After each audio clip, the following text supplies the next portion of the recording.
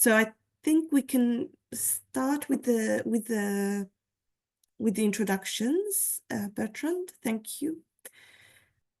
So thanks a lot, Silag. And on behalf of Agroecology-TRANSECT and Visionary Projects, I'm very happy to welcome you all to this webinar on entitled If Organic and Agroecological Farming Are the Answer, Why Isn't Change Happening Faster? And so I will just, as an introduction, give some words on what is key in Agroecology-TRANSECT related to this topic. And Catherine Prager will do the same for Visionary Project, and we will introduce the two speakers.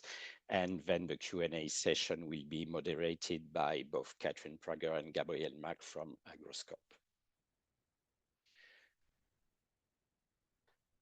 It's used to work.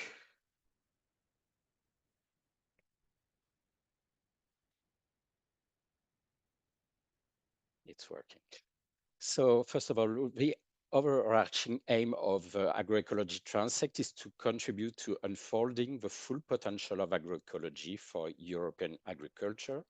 And to do that, we focus on three key dimensions. We aim to quantify the potential of agroecology for climate change adaptation and mitigation, for biodiversity conservation in agroecosystem, and for farm socioeconomic resilience.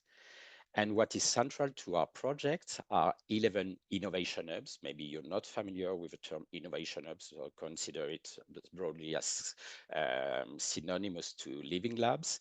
And these 11 innovation hubs had already started, were already engaged in agroecological transformation for 4 years when the project started, and the different colors represent the diversity of these innovation hubs. We have grassland-based system, arable system, perennial crops, horticulture, and integrated crop livestock system. And today we will take you to Switzerland, where our Swiss colleagues are interested in multi-species mixtures and their benefits for both grassland-based system and integrated crop livestock systems.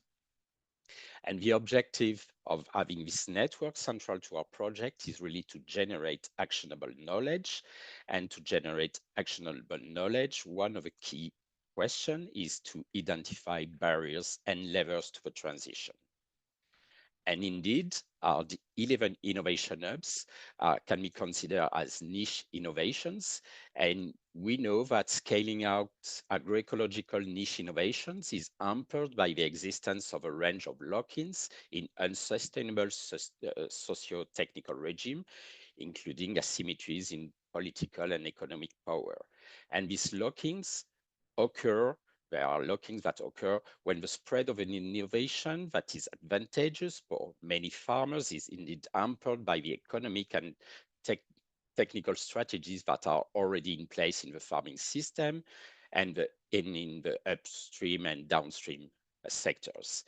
And some authors like Giles Anderson have developed what they call a multi-level perspective on transition, and they identify policy, market, infrastructure, technology, and stakeholder network, but also the lack of knowledge of agroecological systems and culture as key dimensions that can act as either barriers or levers. And this is what we indeed analyzed in one of these webinars you can find on our YouTube page.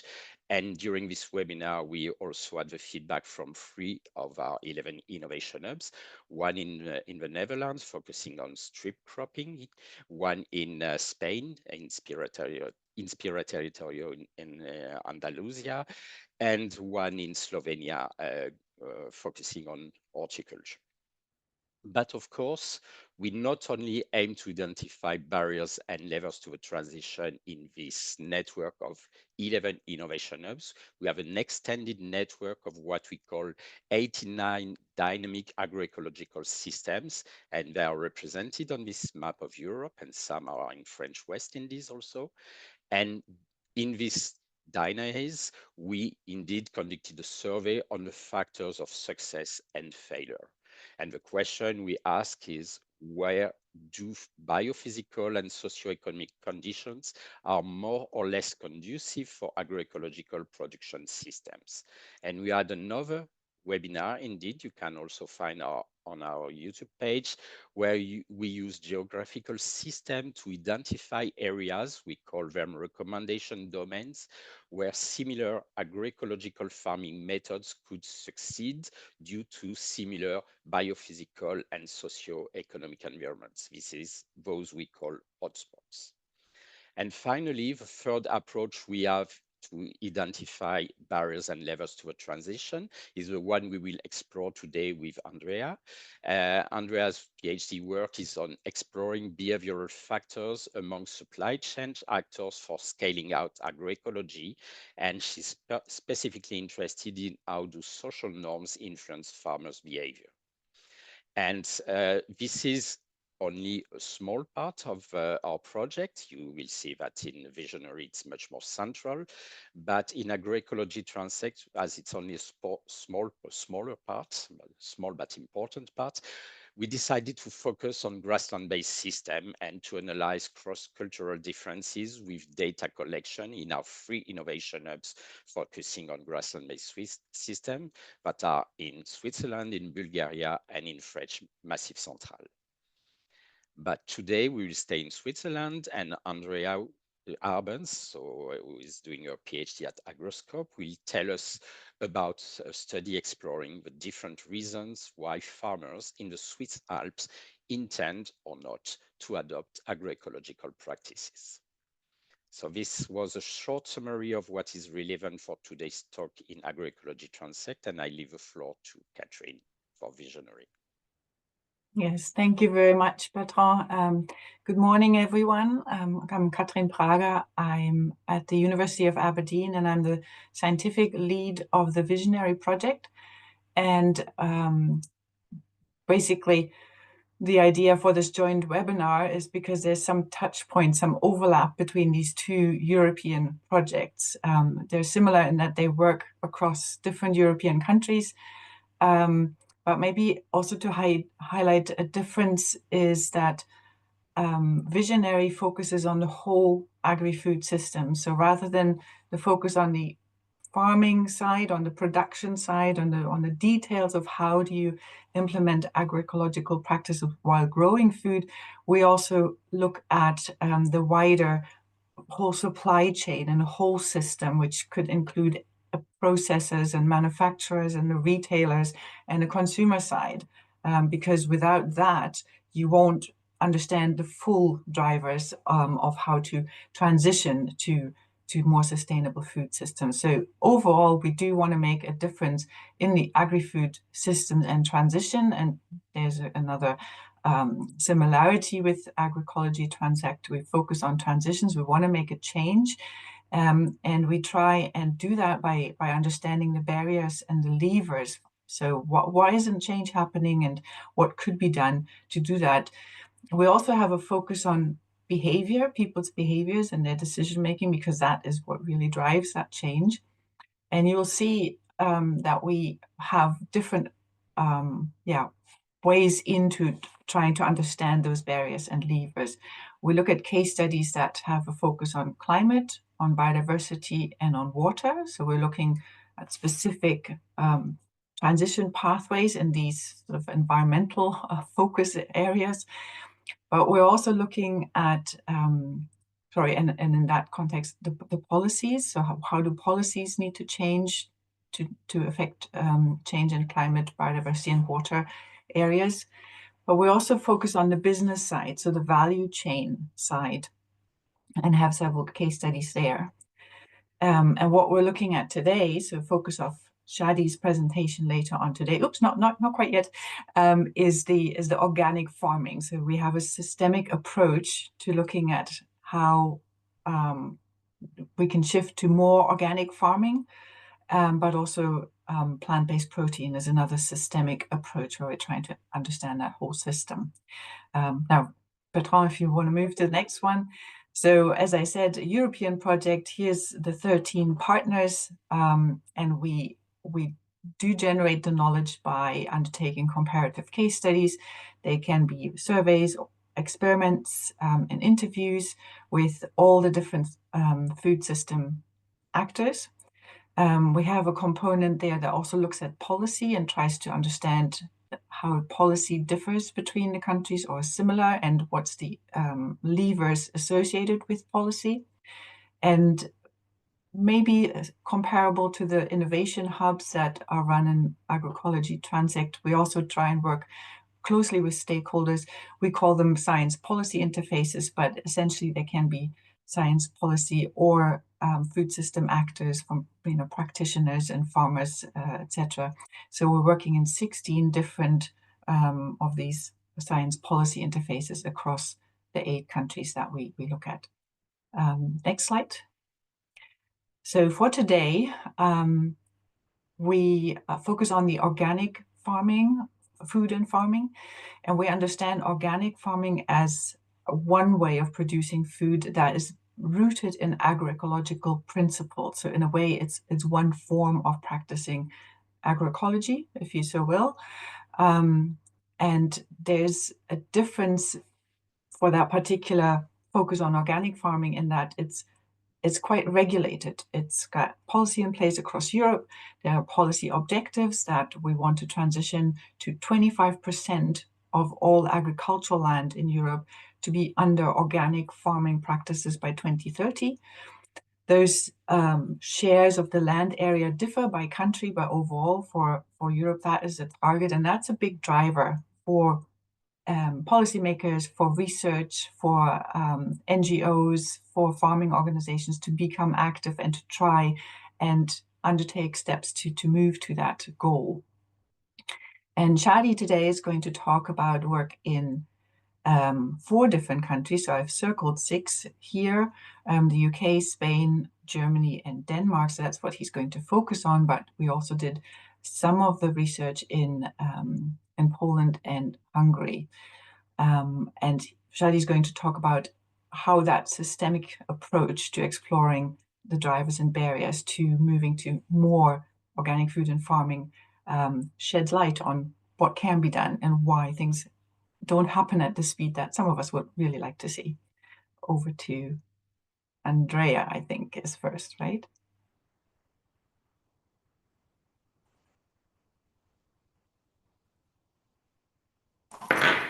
Yes, I will now share my slides.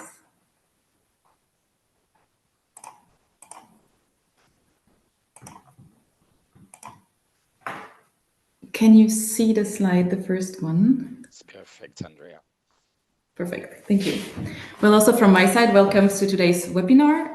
It's a pleasure for me to present to you part of my PhD project, which is titled A Holistic Assessment of Farmers' Intention to Adopt Agroecological Practices, the Case of Swiss Grassland. To give a quick overview of the content and the structure of my PhD, so it's built around 3 main objectives.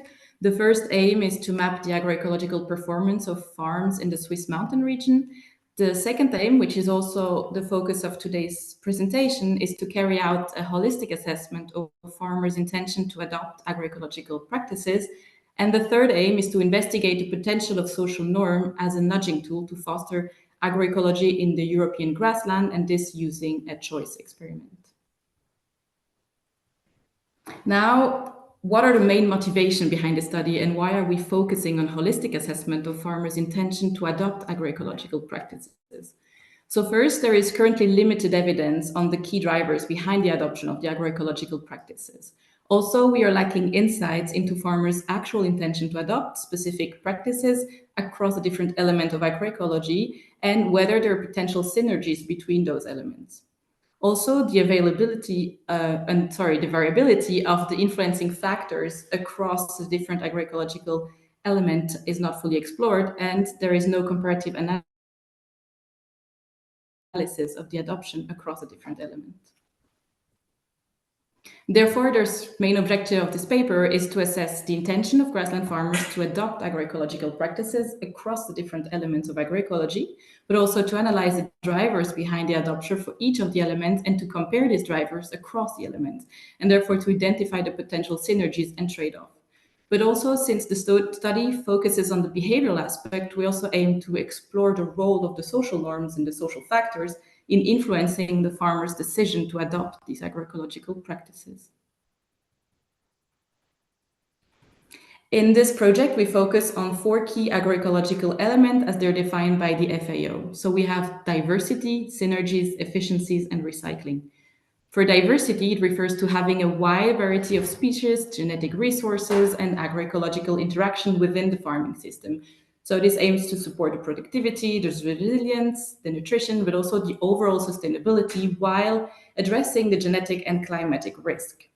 Then we also have the synergies, which refers to the beneficial interaction among the system components like the soil, the water, the tree, and livestock. And so the goal is to optimize the resources used, to reduce the cost, but also to enhance a system that is as healthy and has resilience. We also have the efficiency, which means using resources wisely by managing diversity and synergy, and so reduce the need for external input. And so this can strengthen farmers' independence and reduce the environmental harm. Also, we have the recycling, which focuses on reducing nutrient, water, and also the biomass losses within the farm. And so this helps to cut the waste, but also optimize the input use and therefore improve the efficiency and strengthens the long-term sustainability of a farm system. And all of these elements are on the agroecosystem level, specifically also the focus of today's presentation. In the next 4 slides, I will present each of these elements again, but this time with the specific focus of the grassland, Swiss grassland context. And then I will give some concrete practices that can be adopted by the farmer to improve their performance for each of the elements. So the example that we use are based on the tool that has been developed by the FAO to assess the agroecological performance. So from this tool, we were derived the different indexes. And so we use these indexes to identify practices that can be used to increase the performance and therefore give farmers example of potential practices that they could adopt. So if we start off the element of diversity, then we see that in the Swiss grassland, farming can be like diversity could be promoted through having a mix of animal species, also breeds, and have different, this would help with the genetic resources and the species resources onto the farm. Also, using extensive pasture that contains a wide variety of grasses and plants can contribute to a more diverse and resilient system. Another strategy would be to diversify the income sources of the farm, which could be by having a farm shop or ecotourism, but also just with advisory services that would be promoted to other farmers. Now, when you look at the second element, which is synergies, it refers to this beneficial interaction between the different components of the farm system. And so in grassland systems, it could be incorporating trees and hedgerows to create this ecological connection across the landscape, but it could also support biodiversity, and it can also provide shade for the animal, for example, which helps to improve soil and water also retentions.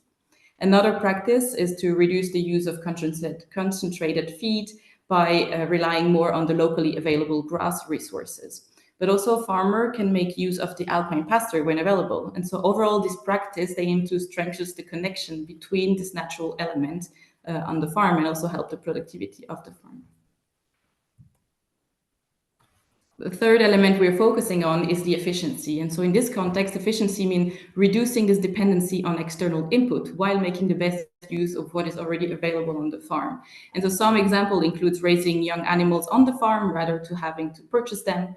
But also another practice is to limit the purchase of feed and fertilizer by using what is already available on the farm. Also keeping animal healthy throughout a proper nutrition, clean environment, and early detection of some issue to ultimately avoid the need of frequent intervention of maybe a veterinarian, or that would be intervention that are not planned for the farm. Finally, we have the fourth element which we're focusing on, which is the recycling element. So in the Swiss grassland farm, this can be achieved by using the byproduct efficiently, for instance, in manure usage, or also to just return the nutrient to the soil. Another approach would be installing solar panel or heat pumps on the farm. And so farmers could also harvest, for example, the rainwater and then use that on a garden. So that is all practices where the aim is really to reuse what is already on the farm. When we now look at farmers' intention to adopt the agroecological practices, we know that this intention is influenced by several factors. So first, there is the farmer and farmer's characteristic, which, for example, can be the age of the farmer or the size of the farm. And then we have also contextual factors, which are more related to the weather condition of the farm or the climate-related variable, which could be a temperature or precipitation. Then we also have the current agroecological performance, which in this case, it means depending if a farm is already agroecological or less agroecological, this might influence their intention to adopt further practices. And then we also have the behavioral factor, which influence the adoption intention, and I will now go into details regarding this specific factor.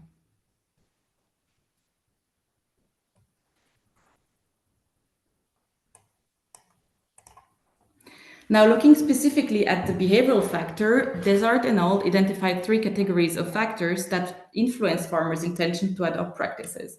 So in the first group, they're so-called the dispositional factor. These are traits that are stable over time and do not vary depending on the practice that has to be adopted, or at least they have a tendency to stay constant. And so, for example, we have a farmer's resistant to change or his risk tolerance, but also his environmental and moral concerns.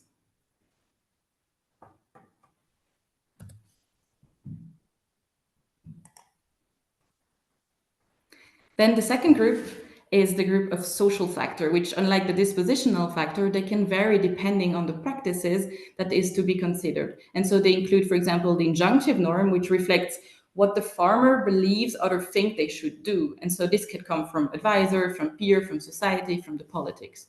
And then we also have social signaling motives, which is what image does the farmer want to give of his farm, and how important is this giving an image relevant for the farmer or not.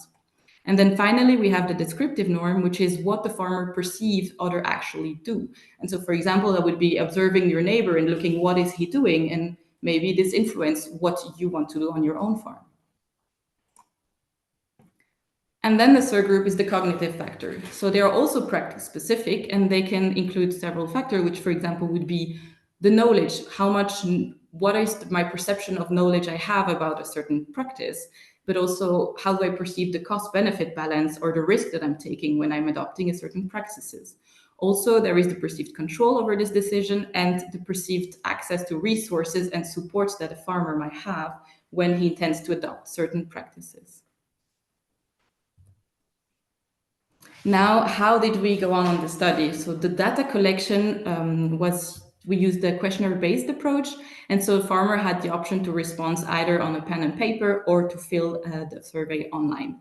So all farmers were contacted via postal service. They received an envelope in which the survey was printed out, and they also had a return envelope all together, and a letter with a QR code and a personalized password. So they really each had the choice to choose which way they wanted to respond to the survey. So we sent that survey to 2,000 respondents. They were all randomly selected grassland farmers that are all located in the Swiss mountain region. The survey was distributed in April 2024, and to avoid overloading the farmer with too many questions, our data sets was then linked to the national census data, which allowed us to incorporate even broader structural information for each of the participants. And then, of course, the survey was approved by the ethical committee before being distributed to the farmers. Now, in terms of the questionnaire design itself, so it started with an information on the study, an agreement of participation, and then we asked farmers and farm characteristic, and also we measured the agroecological performance for each of the elements.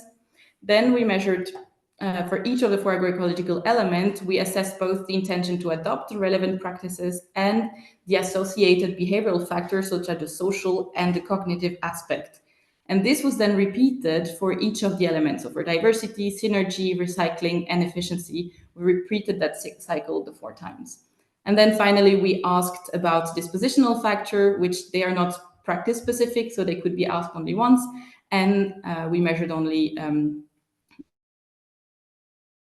for these elements, we only measured them once. And so this was then also the end of the study. In terms of our empirical approach, the outcome variables we're focusing on is the intention to adopt these agroecological practices. And this is assess separately for each of the agroecological elements: diversity, synergy, efficiency, and recycling.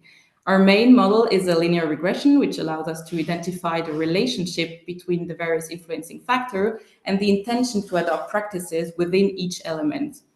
So to ensure the robustness, we also explored alternative model specification, including a multinomial logit model to account for potential categorical outcomes, but also we conducted a robustness check to just prove that their model is stable. And so we had ordinal and linear hierarchical regressions. And also we conducted a seemingly unrelated regression. And this was to look at the potential correlation between the error terms of the different regression. However, the focus of today's presentation is mainly on the linear regression model, as it's a solid foundation for identifying the key drivers of adoption intention across the different elements. And as the other model were also stable in terms of the output, we can base our results on this model. On this slide, I will present the linear regression model and that we use to estimate the intention. So in this equation, we have the dependent variable y, which represents the intention to adopt agroecological practices for farmer I and for element E. And then the adoption intention is then modeled as the function of the farm and farmer's characteristic, the different behavioral factors, the weather condition, and then also the current agroecological performance. And so again, this model is run separately for each of the 4 agroecological elements. In terms of the result of what we observed and the sample size that we had, so looking at the descriptive statistic in our sample, we had on average farmer that were 48 years old. More than half of them had a vocational education training and 85% were male.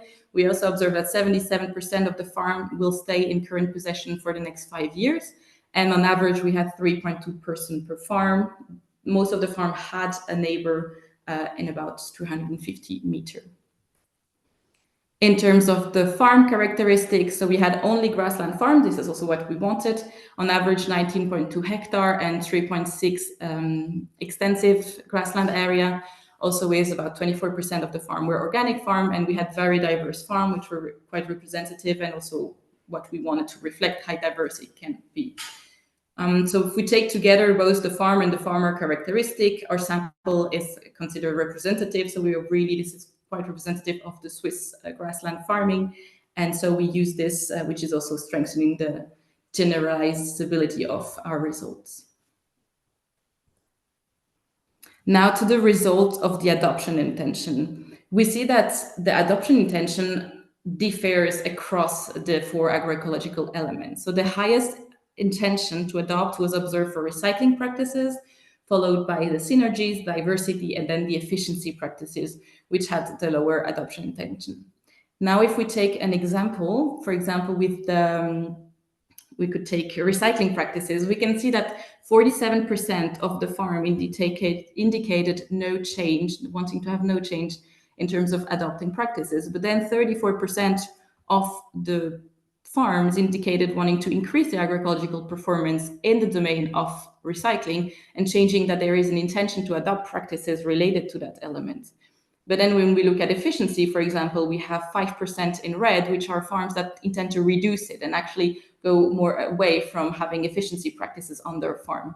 And so on this graph, we can really see that depending on the element, the distribution of farms that have an intention to increase or more to reduce the performance for each of the elements, which translates in an intention to adopt practices, varies significantly between the elements. Now turning to the regression result and starting with the farm characteristics, we observe that across most agroecological elements, these characteristics are generally not significant predictors of the adoption intention. There is only one notable exception, which is the case of efficiency-related practices, which is marked in red. And here, farms that raise suckler cows show a higher intention to adopt efficiency practices. This might be explained by the fact that the suckler cow system is already operating with fewer external inputs and making this transition feel more accessible and better aligned with their existing practices.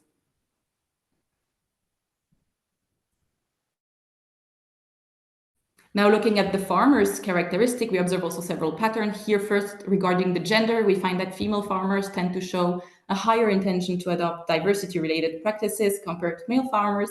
Also, looking at the age, we see that younger farmers tend to show a higher intention to adopt practices related to diversity, synergies, and efficiency, suggesting that they may be more open to change and more future-oriented, but also maybe just more familiar with the concept of agroecology. Interestingly, for the recycling practices, age is not a significant factor. So one possible explanation is that recycling practices, like installing, for example, a solar panel on the farm, often require substantial upfront investment, which the younger farmer might not yet be able to afford. And so this could explain why specifically this element is not, where the age is not relevant for recycling practices. Finally, we also see that a higher share of farm-related income is associated with a higher intention to adopt efficiency practices.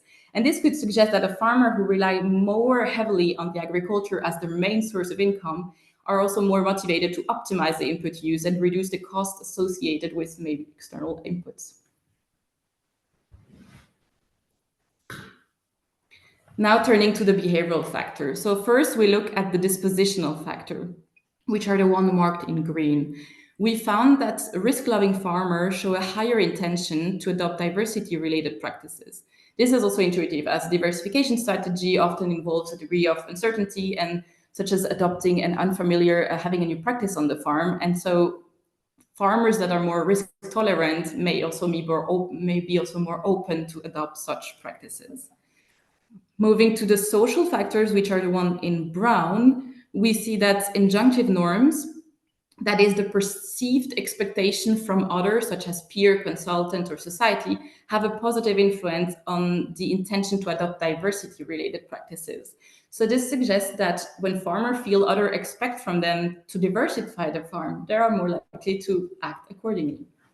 However, when it comes to efficiency-related practices, the picture is a bit different. Here, the injunctive norm from scientists and society actually have a negative effect. So this could suggest that some farmers experience this kind of top-down pressure as intrusive or maybe misaligned to their own priorities on the farm, which may be reducing their motivation and so therefore the intention to adopt these efficiency-related practices.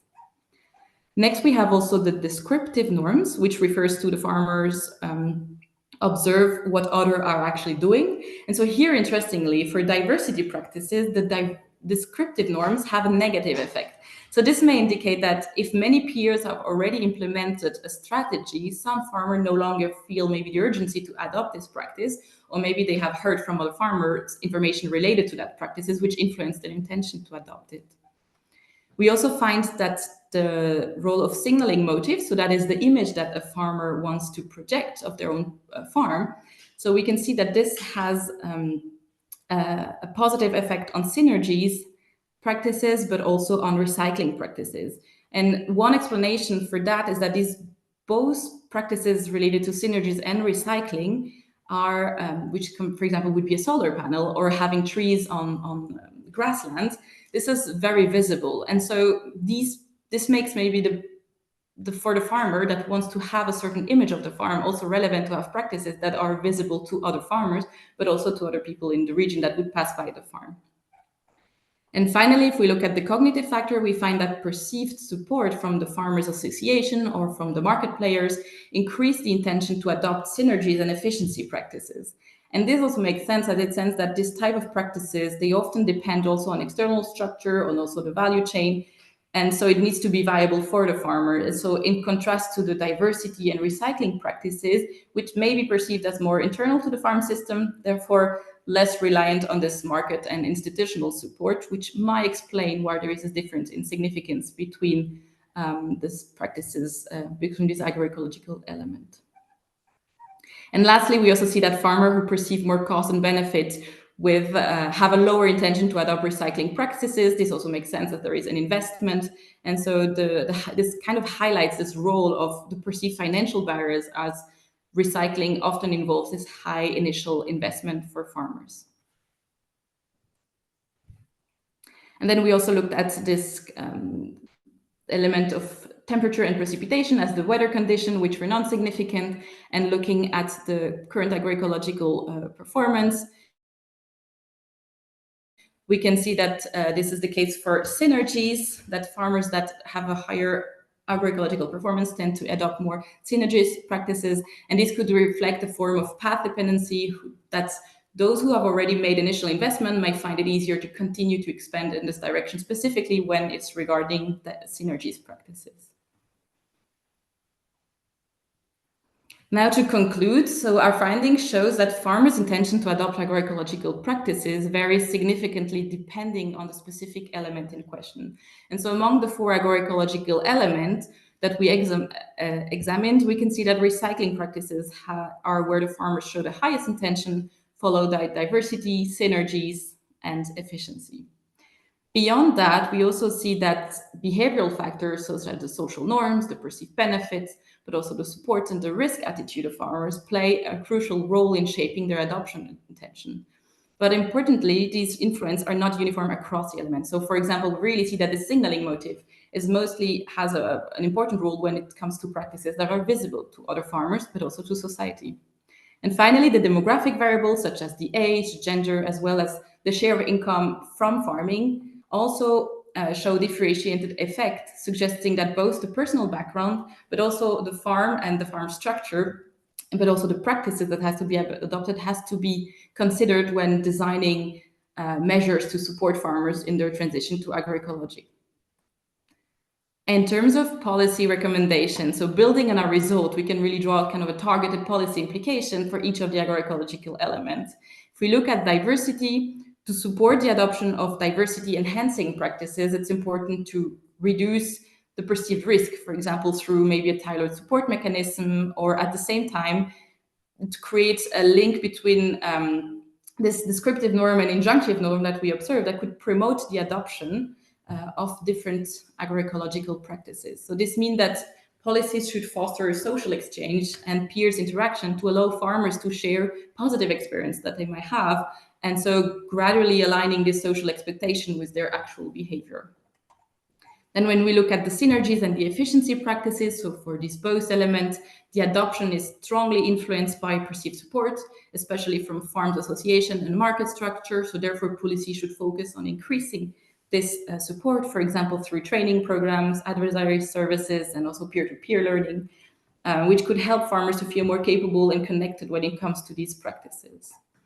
Also regarding the synergies and the recycling practices, so for these elements, practices that are visibly implemented on the farm, like having a tree on the farm, or also solar panel, here we can really see that there's a real opportunity to leverage the social and status benefit of adopting visible agroecological practices. And so policy communication can frame these practices around this topic of this image of the farm that you might give. And then regarding recycling practices, the adoption of these often are limited by initial financial investment that might be required. And so this makes these practices more attractive if there would be a financial incentive maybe, or some sort of investment support for the farmers. And so if we conclude all together, we would say that a one-size-fits-all policy approach is unlikely to be effective. Instead, targeted strategy that align with the specific behavioral drivers, but also each of the agroecological elements is essential. Thank you very much for your attention. I think I will give now the floor to Shadi, and he will continue with his presentation.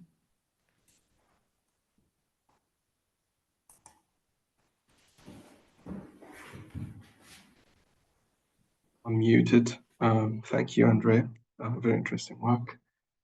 Okay, let me share my screen. Screen.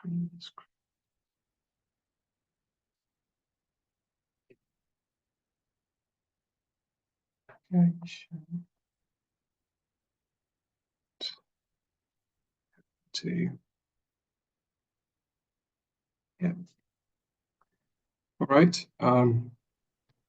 Just to double check, the screen is fine and everything's okay? It's perfect. Brilliant.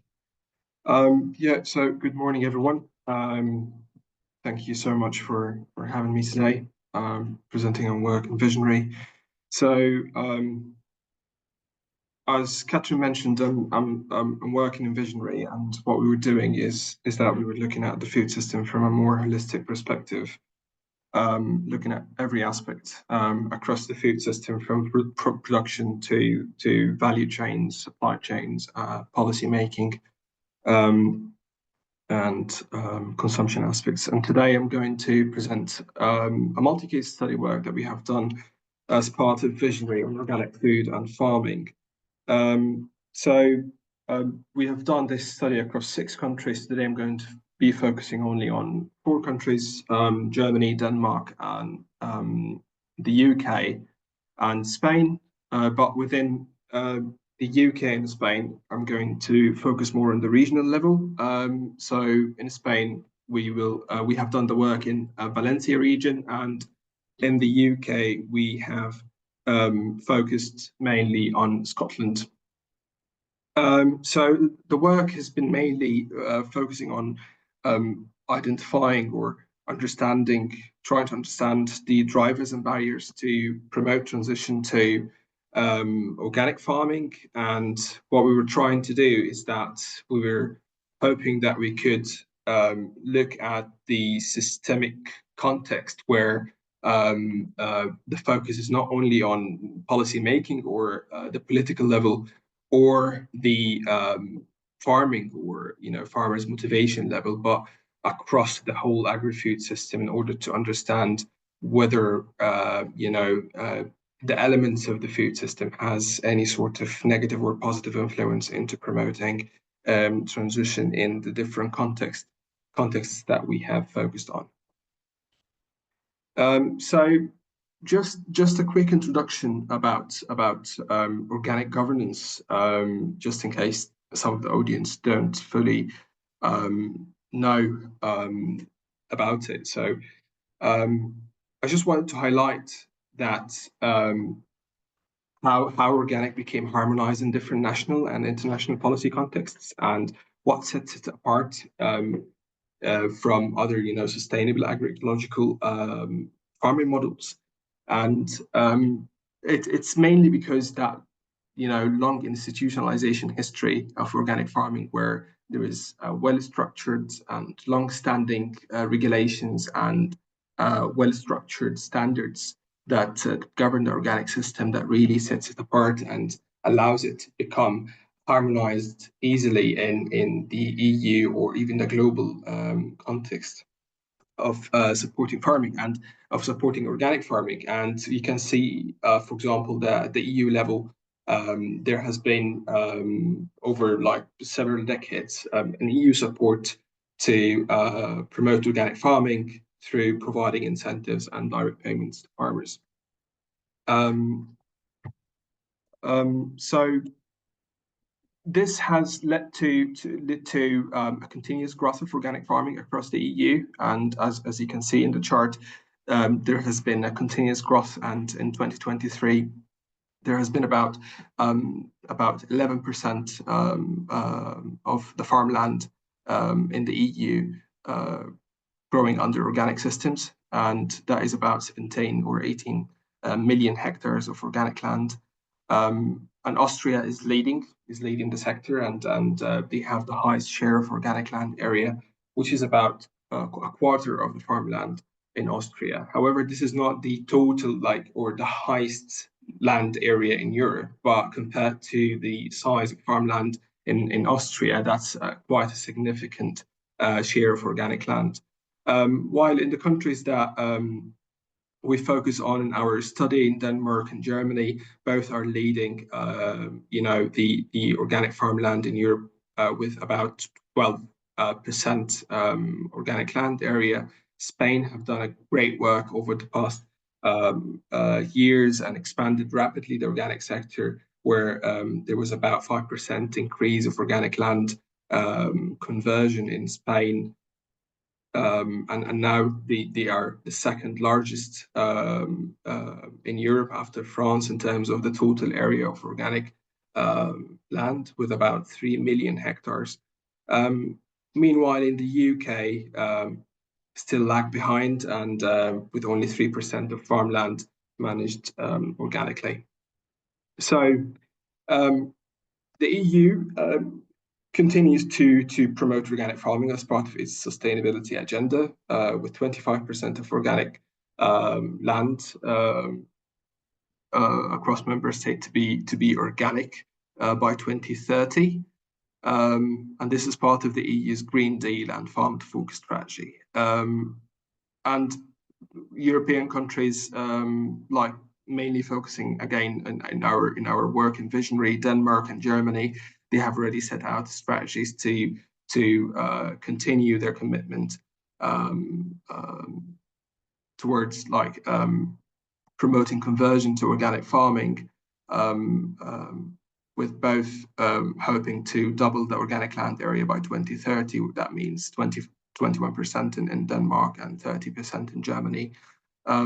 Scotland as well, the Scottish government, as part of their sustainability agenda, they have set out a very ambitious plan towards doubling the organic land area in Scotland by 2026, which leaves us only 1 year to achieve the plan, which is not, I think, feasible at the moment. But that again signals the government commitment towards sustainability and how they view organic farming as a promising approach towards meeting the targets for climate and nature conservation.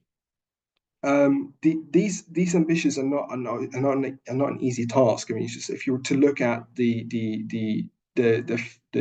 how different countries managed to increase land area between 2012 and 2023, they almost doubled the rate, but continuing that progress and continue doubling the organic land area by 2030 is a very ambitious strategy, and that is already clearly highlighted in both the Danish and the German strategies. That is a very ambitious goal. However, they are trying to do their best to do that, and the fact that they highlight and acknowledge the difficulty in doing so, and how it would require some bold and some coordinated actions across the food system in order to achieve that target, remarks the tricky situation and how difficult it is to increase land area. So, for example, if you see like last year, for example, and the year before in Denmark and Germany, there was a slight drop in the organic land area by 1%, a very, very small drop, but it's the first drop in 15 years for Denmark and the first drop in about 30 years in Germany. While in Scotland is a similar story, but much worse actually, that there has been a year-on-year decrease and drop in organic land area since 2002 when it peaked, and today it stands at 2.2%. So it's much difficult for Scotland to really find a way towards promoting organic than other countries. While all that again signals the fact that promoting growth is not a simple idea. It's not just a question of motivating farmers by providing incentives. In Spain, while growth was very good over the past years, that wasn't across all the regions in Spain. And for example, in Catalonia and Andalusia, there has been the majority of growth and the expansion of organic land, while in Valencia region, where we focused on in our study, the growth has been much slower. So the question is, how could these policy objectives and ambitions be met in practice? And for that reason, we decided to, or our intention and visionary was to go beyond the individualistic approach, or looking at the farming sector or the policy level in isolation from the whole agri-food system. And for that, we adopted a systemic approach. And by systemic approach, we wanted to look at the system more comprehensively and have that holistic outlook where we are observing or wanted to understand the cause and effect relationship between the food system elements and aspects across the food chain. So, the dynamic relationships and interactions between different actors and different elements within the food system, and how would that interact to motivate or to perhaps create lock-ins towards transition to organic farming. And to do that, we have created or captured the mental models of various stakeholders across the food system. So we have created causal maps that captures about 40 mental models of different stakeholders across the food and farming sector in the 4 countries. We also set workshops with multi-stakeholders to be able to somehow collectively create knowledge hubs where we investigate the lock-ins and envision pathways to promote transition to organic farming.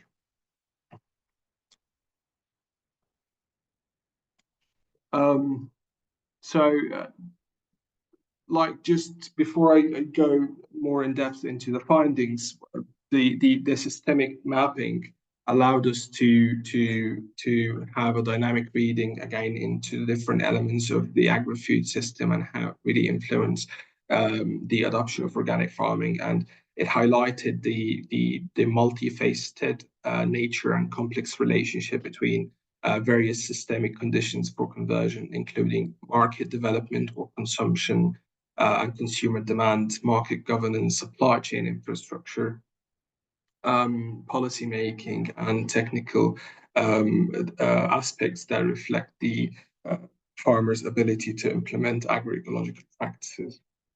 So these relationships demonstrate that the adoption of organic farming largely depends on the broader functioning of the entire agri-food system, and not just a question of whether or not a farmer would be motivated for some personal reasons or some ethical reasons or market-related reasons. Eventually, if they don't have the systemic conditions that would allow them to convert to organic farming and reap the benefits on the long term, they would mainly be hesitant or exert some sort of resistance towards conversion due to the short-term risks that they might face when converting to organic.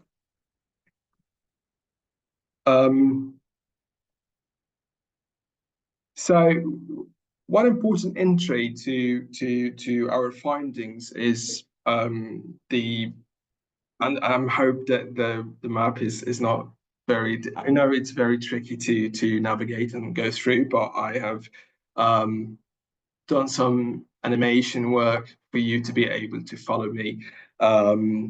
So the main entry point to obviously conversion to any sort of sustainable production model is always a question of the economy, the farm economy, and how that might impact the farm economy.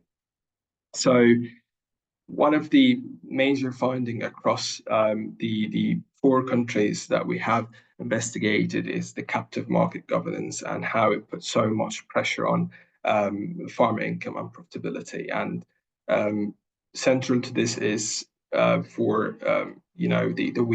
weak position of producers in the supply chain, and how even the small scale producers might be even excluded from supply chains.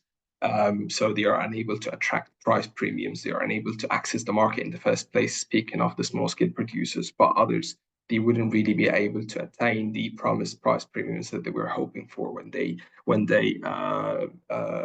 converted to organic. So the retail distribution power creates that element of unequal power dynamics in the retail supply chain, and the absence of the organic or specialized organic wholesalers, and add to that the absence of or the limited value chain infrastructures, such as processors, for instance, or abattoirs, that create that vicious cycle of inefficiencies within the market that doesn't really allow farmers to attain or capture an economic value that would allow them to sustain their sustainable value creation towards the environment. So some of you might think, oh yeah, but Denmark, Germany, Spain, they managed to, over the years, to expand their organic area. That might be the case for Scotland, for instance, but how is it the case in other countries where they managed to grow organic?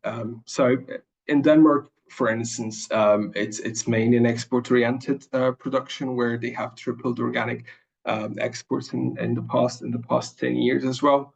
And that means that if you were to look at the import figures of in Denmark, you would say that yes, they are leading organic sales in the retail sector, but they are also relying on massive imports for fruit and vegetables, which is 1/3 of their retail sales figures, and also the dairy part, they're mainly exporting it. Again, that creates that element where there is unfair competition in the market, and there is an increasing price volatility that doesn't really help local or regional producers in the country to participate democratically and benefit from the price premiums. The major problem in Scotland was the lack of value chains, that the lack of local supply chain infrastructure create that web of challenges for them that strain them from the strained farm income, and that is due to a number of factors. That the abattoirs, for instance, speaking of the livestock sector, they mainly favor like large volumes suppliers in order to be able to achieve the economies of scale for them to make profits. So other organic producers cannot really access the abattoirs, and that is a major problem. So if you have 8 major abattoirs across the UK, not just in Scotland, 90% of animals in the UK are getting killed in these 8 abattoirs, and those abattoirs, they also are the main wholesalers for meat, and they mainly or predominantly deal with the mainstream retail and distribution power. So that somehow create a lock-in effect where you can't send your animals to get killed in these abattoirs, and if you were to send them, you have to send them somewhere in England, in Newcastle or Yorkshire, for them to get killed, and that increased transaction costs. And eventually, after you do all that, you wouldn't be able to attain the price premium that you were hoping for. So that captive market governance and lack of local and value chain infrastructures combined together create that, as I said before, the cycle of inefficiencies that strains organic farmers' profitability. And eventually that would affect their confidence in the organic sector and lead to their hesitations and risk aversion towards organic farming. A number of envisioned solutions and actions has been already suggested by stakeholders. Some of them in Scotland, for instance, they were mainly focused on direct sale to diversify farm income and create that element of security for farmers' income. And that had, or that connects nicely with consumption barriers, for instance, or consumption problems, by intervening, allowing producers to have that element of direct connections with consumers, increase their awareness, and promote demand. However, there are many risks when it comes to that. First, consumption itself as an area is very tough to break through. Consumers have that the mundane of everyday routine and habits, and that affects their commitment to buying from direct sale channels in Scotland. For some producers, that might create waste, and that eventually would affect their income, but it's not also environmentally sustainable.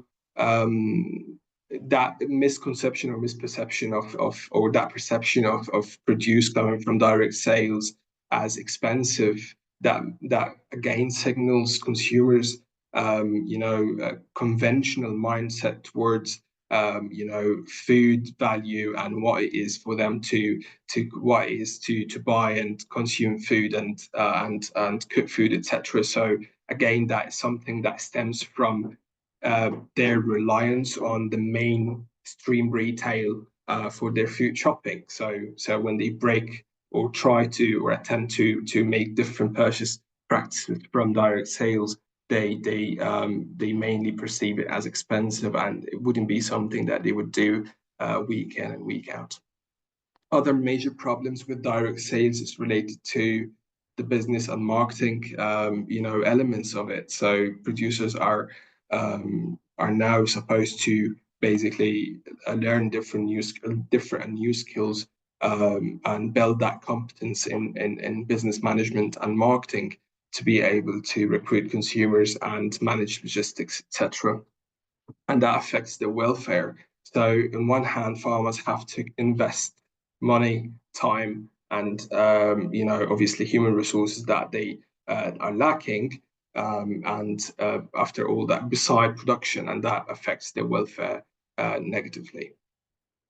Size of production, as I mentioned earlier, is also a barrier to direct sales. So it's not really open for everyone. Not everyone can really start direct sales, especially if they are slightly larger scale farms because of the amount of production. And that is, we have seen that across the mental models of farmers where they are slightly large scale. So they started direct sale, but they don't rely on it 100% because of the size of production. Again, the infrastructure and logistics is also a barrier here because they still have to send their animals to get killed somewhere in England, and then when they have to again pay for transportation to get them back in Scotland and start local selling, and that is not very effective. Other policy related interventions were suggested from the German and the Spanish mental models related to the true cost accounting in order to promote that element of fair competition and fair price structure for participating in the retail chain. However, the political support was a barrier to that, and again, that reflects stakeholders' lack of confidence and lack of trust in the system and the political system in general. And you would always see it through the mental models and the causal loop diagram. There's always that factor of lobbying influence and lobbying and power influence that really affects the ability or somehow create concerns in stakeholders' views about the ability to intervene in the market. In Spain, similar to Germany, they refer to something called the implementation of the food chain law. So apparently they have food chain law in order to regulate or govern that relationship between producers and the retail distribution sector, but it hasn't been implemented because of the market policy lobby influence. One of the major problems of the captivity of the market governance and its implication on the farm income and ability of producers to make good profit or revenue from their farming practices was the issue of the intergenerational farming generational renewal, and that was evident mainly in Denmark and Spain and slightly in Germany as well. So how they were just basically explaining and showing how the low farm income and the struggles that farmers are facing now affects their quality of life, which not just affects the farmer's image, but also has implications on the newer generations' interest in agriculture and farming, which again goes or sends the whole sector back in the hands of the few retail distribution power to dominate agriculture and the retail of food, and the whole system would repeat itself, which would create lock-in towards moving towards the sustainable agenda. Other issues is related to the skepticism of banks and financial institutions to provide financial support to young farmers. And that was mainly evident in Denmark, for instance, and the strict demand for equity, capital, and structural development by the local municipalities and access to land are the three other major lock-ins that might actually affect the future acceleration and the expansion of organic farming in Denmark in specific. They suggested some new forms of ownership where direct sales would help diversify farm income, but again, there are some barriers related to ability to have access to capital providers or the political will to process legislation on ownership. Okay. As the shift to organic farming is intensive and highly synthetic, from highly synthetic input-based production to an ecological model where farmers are relying more on their knowledge-based system and skills to practice different aspects of agroecology and soil management, for example, through cover crops, green manure, intercropping, organic crop fertilization, etc., biological pest control. The Danish and Scottish system maps mainly they show the importance of farmers' competence to be able to carry out these practices, and because they would require obviously time and effort to rebuild soil fertility, and knowledge and skills here, farmers' competence will play a critical part in boosting their ability to do so and their confidence in the outcome, because in the short run, you can't really see the benefits of these practices, but on the longer run, they would be able to see the impact of these practices on soil fertility, etc. So that element of knowledge and having the experience and skills would give them the confidence in what they are doing and the practices they are implementing. In Scotland, the availability of knowledge is scarce because of the lack or limited of the competent advisory services in one way. And that insufficient access to advisory service is a significant barrier to building farmers' technical confidence and eventually confidence towards organic farming. And that is one of the major lock-ins in the sector as well.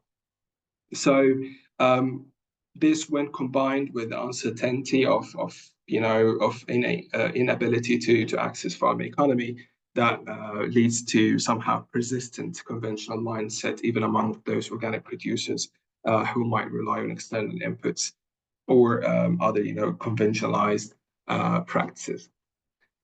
Peer-to-peer learning was one of the partial solutions that were already practiced by some of the advisory agents here in Scotland in order to overcome that the limitation of farm advisory agents, by allowing farmers to create these informal groups and discussion groups to share knowledge and skills together. This can be enabled by some digital innovations such as social media, Twitter, and other channels.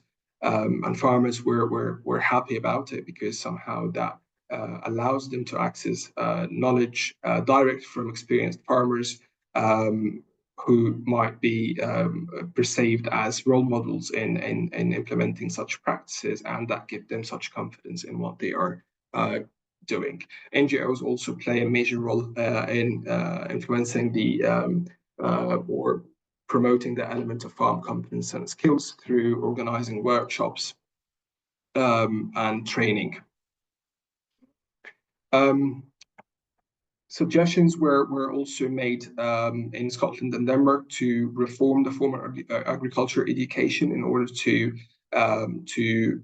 provide more information about organic farming and build, future generations with organic knowledge. However, both research and innovation and education is lagging behind, where there is no focus on organic farming in agricultural schools. neither in Scotland nor in Denmark. And one of the major also barriers in Denmark is that teachers are not practitioners, so it's really difficult to promote that element of knowledge sharing. And the traditional representatives of the labor market as well sit in agricultural schools, which create again that element of power dynamics and ability to really reform formal education in the country.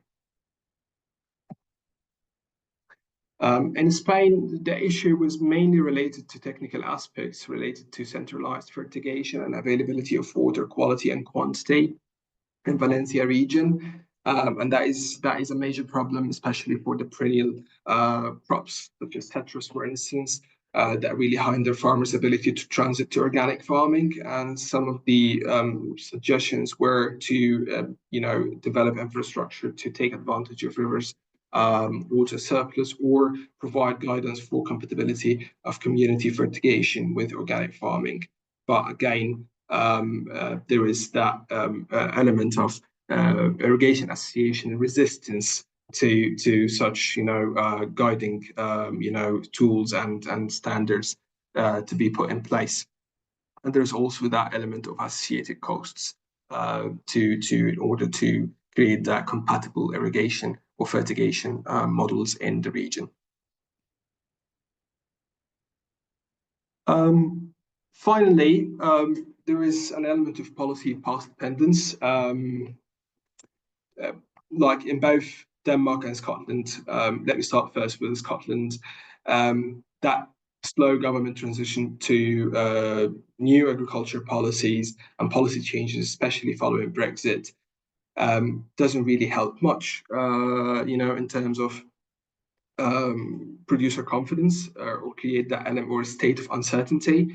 So that slow pace of change as well is related to the lack of leadership and the lack of clear strategic directions within the government, and that is according to stakeholder views and perception of what's going on and why there has been a slow government implementation of new policies, or which caused that policy inertia. So a well-defined organic action plan was commonly envisioned by the stakeholders we have met. And it has been regarded as a strategic lever by providing comprehensive guidance to meet the needs of the organic sector. And the envisioned impact of that plan include promoting collaboration and partnerships among different food and farming stakeholders, create conditions and support mechanisms for market and supply chain development and strategies, provide funding, commitment and accountability as well, and evaluation and monitoring. However, again, lobbying always, appears that power dynamics was the main barrier, and that might not be the case. There might be no lobbies out there that influence policy making in the negative direction or the bad direction, I would say. But again, if anything, it casts a lack of trust and a lack of confidence in the government or the system ability to implement corrective actions that would favor sustainability in an integrative manner. In Denmark and Scotland, again, there is a problem of incoherence within actions by policymakers. So in recent years, we've all we are all familiar with the climate agenda and government's ambitions towards meeting the new climate targets in order to reduce greenhouse gas emissions. In Denmark, what has been made was slightly not in favor to organic farming, where the government has implemented a uniform carbon dioxide tax in agriculture, even in organic farmer, without considering the diversity of organic producer geography and context, without acknowledging the impact of organic farming or the contribution to organic farming towards the climate zero agenda, and that creates economic pressures on organic producers. Whether or not that's one of the reasons why there has been a decline of 1% in Denmark, we don't know, but the stakeholders suggested that that creates economic pressures on producers and would eventually lead them to abandon or withdraw from organic farming. In Scotland, there is a similar case where the lack of cross-silo working among government departments create that incoherence actions by policymakers and incoherence policy. And by that, we mean that you can find different elements of sustainability agendas within the government policies towards biodiversity, towards climate, towards organic, but none of them cross-reference each other. And none of them really highlight the benefits of organic farming towards biodiversity towards climate, which might again create that diversity of options for producers and might not really help with doubling or meeting the government agenda towards expanding organic, because there are so many other options and people are more confused. From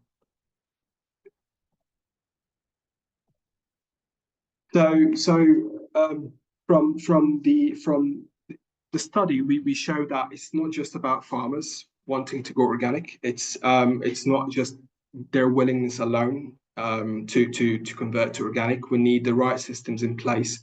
We need supportive policies. We need favorable market conditions. We need training in order to promote farmers' competence and technical knowledge and skills. We need fair pricing in the market to turn the intention into action.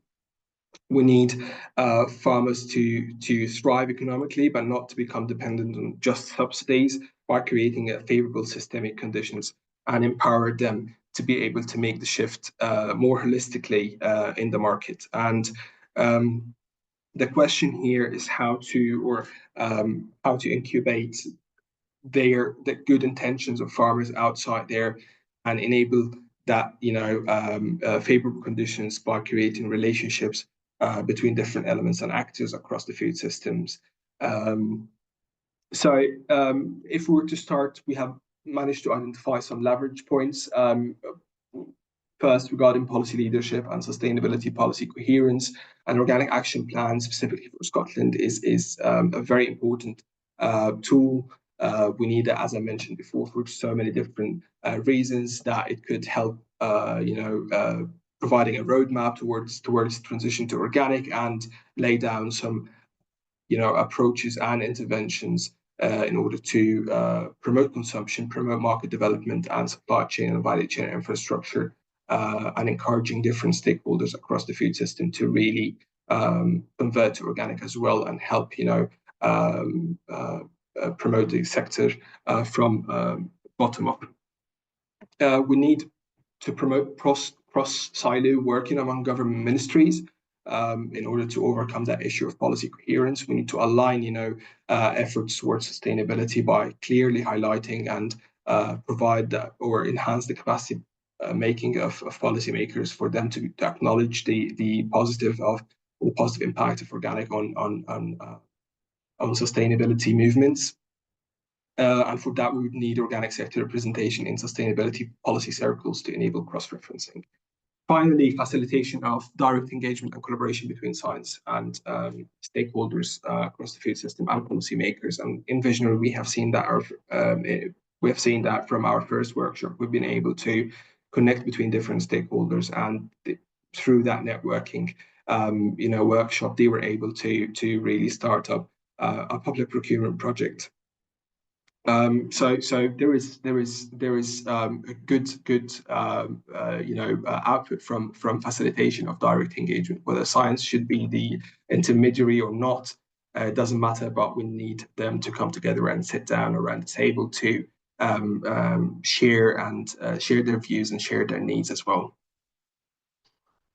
For supply chain, green public procurement, I didn't speak about it today that much, or at all actually. But because of the time issues, I can't really cover everything that we have discovered through the causal loop diagrams. But green public procurement, again, is a very, very important policy tool to promote organic market development, and also provide a more of like a secure market access to producers. Education and awareness is needed. Cross-silo, I've already mentioned before, and education and awareness is needed in order to promote consumers' awareness and re-educate them, perhaps starting from primary school, as suggested by the mental maps, to create that or somehow re-educate consumers about sustainable consumption habits and practices. Funding. Everything is ring-fenced by availability of funding. We need funding to support alternative food provisioning services or short food supply chains in order to enable that element of direct sale provision. We need to provide funding for local authorities in order for them to be able to intervene and provide support to kitchens, caterers, to invest in public distribution networks and hubs in order to make the value chain infrastructure available.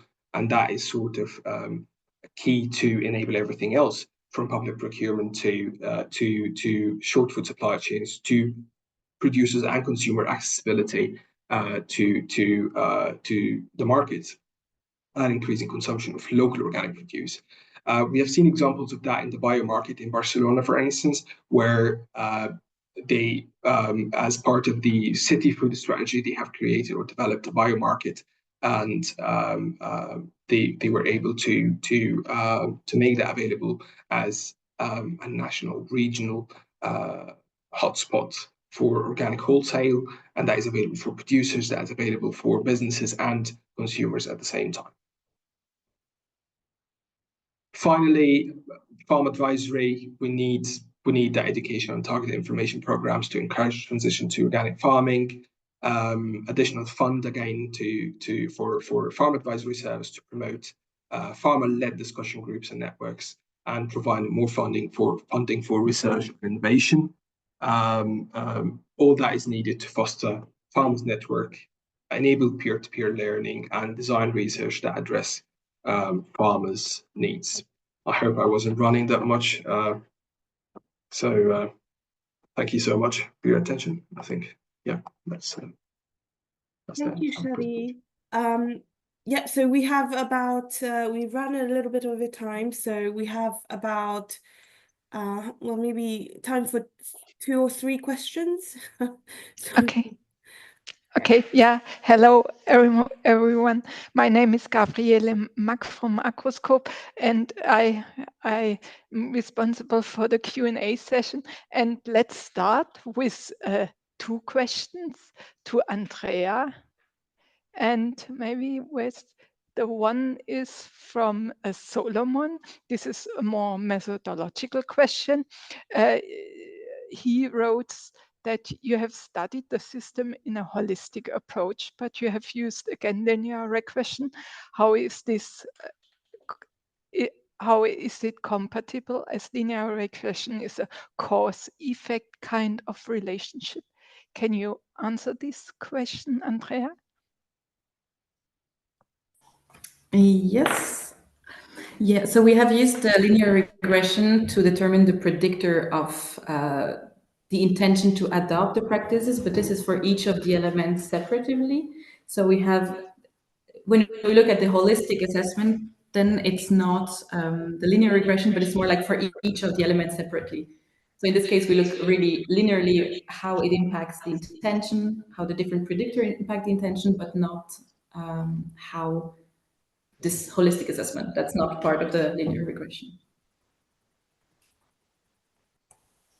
Is this, yeah, the answer to your question?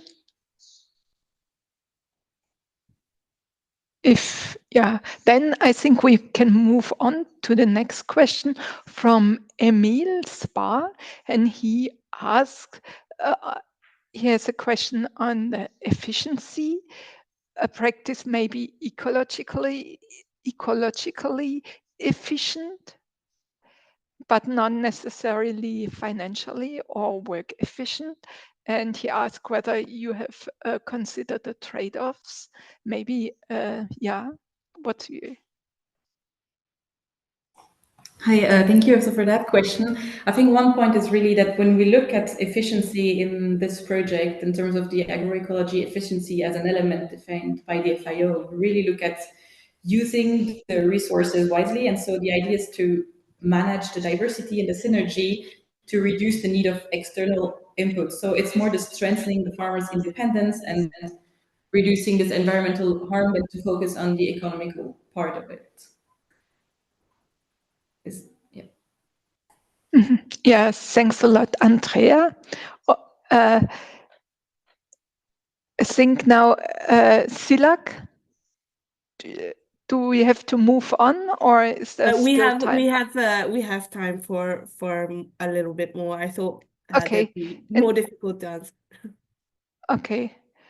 And then there's a question for Shadi. Where do farms that follow organic practices but are not classified as organic farms fit into the research? Yeah. Can you repeat the question again? Where do farms that follow organic? Where do farms that Okay. follow organic practices but are not classified as organic farms fit into your research? Oh yeah, indeed.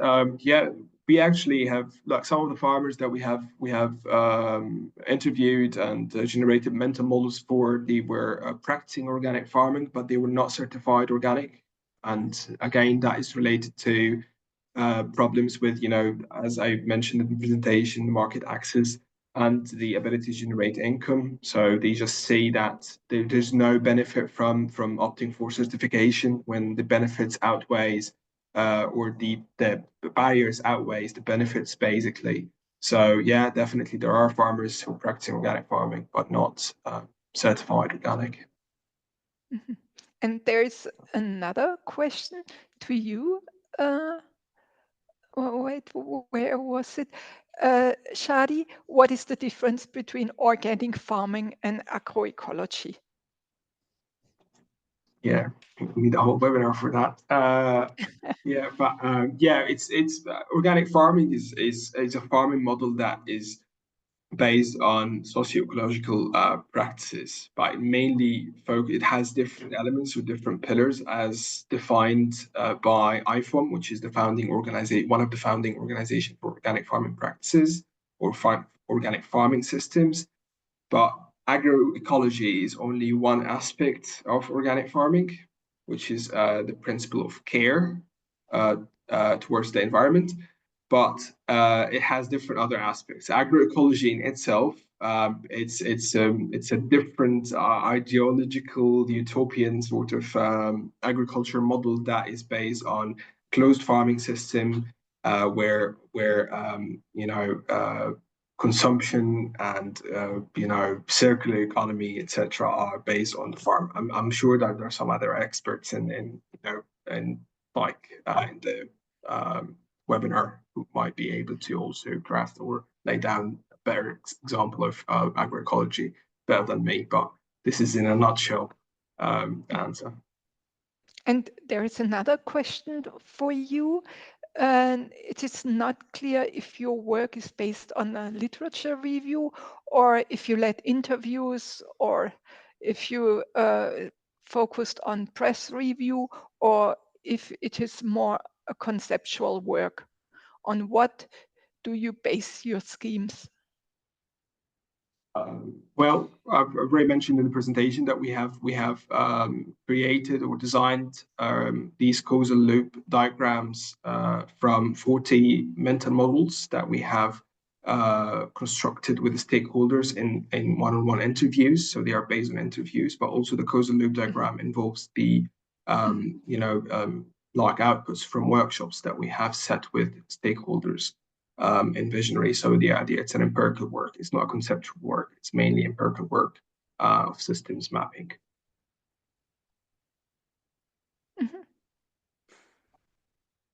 Okay, maybe just one last question from Bertrand. Yeah, maybe Bertrand, you can ask it by yourself. Thank you. And thanks for this very rich analysis. Shadi, I was just wondering whether all what you told us could apply to agroecology, or did you identify some specificities of organic farming that would not apply? Because I've been working on, for instance, mixed farming system, and all what you said about promoting short distribution channels and so on could apply. But did you identify some that would not apply?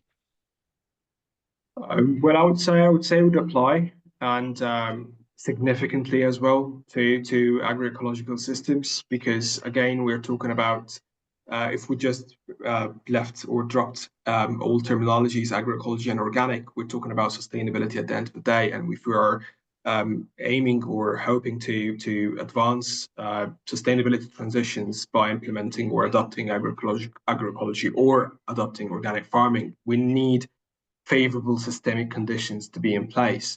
And the lock-ins that currently exist would prevent that. And if we're looking at large-scale transition model, we need to find ways to overcome the lock-ins. So short food supply chains and direct food safety channels would be an amazing example of how to do so and how to provide a secure market access to producers. However, we need that acknowledgement from policy and other market players, especially local municipalities or local councils, to support efforts made or done by farmers. So if we say, for example, they lack competence in terms of business knowledge and skills, they already covered the market or the production aspect, which is implementing good agricultural practices through agroecology. But they don't have neither the time, nor the money, nor the human resources needed to govern or to manage the short food supply chain structure or direct sale channels. So perhaps we need somebody to provide support mechanism. That could be through funding or through collectively organized farmers' efforts to create local food hubs and take care of all the business or logistical side of business for them. So I think, yeah, it applies definitely for agroecology. Okay, yeah, thank you, Shadi, and thanks all of you for your questions. Thank you very much to Shadi and to Andreia for your very insightful presentations today. I will start to just maybe close this meeting with a couple of things I wanted to mention, namely that we have a webinar coming up in May on gender in agroecology, the structural barriers and identified strategies in the field. So this will be quite an interesting next topic to maybe engage you in May. And then we also have other, I've just popped the registration link in the chat, but we also have other events coming up that we have planned for 2025. So please keep an eye out on our website, which I've also popped in the chat. Yes, I think we can close this for today. Thank you again to the for the presentations and the wonderful questions as well. I'm sorry we couldn't get to all of them. They're really big topics today, so we would have needed a little bit more time to get to all of them. But this was very engaging, and thank you for being so active. And thank you, Catherine and Bertrand as well for your introductions, and Gabi for the moderating the questions. So I hope you will have a great rest of your Wednesdays and nice lunchtime, and see you in May, hopefully. My pleasure. See you again. Yeah. Yes. See you in May. Thank you.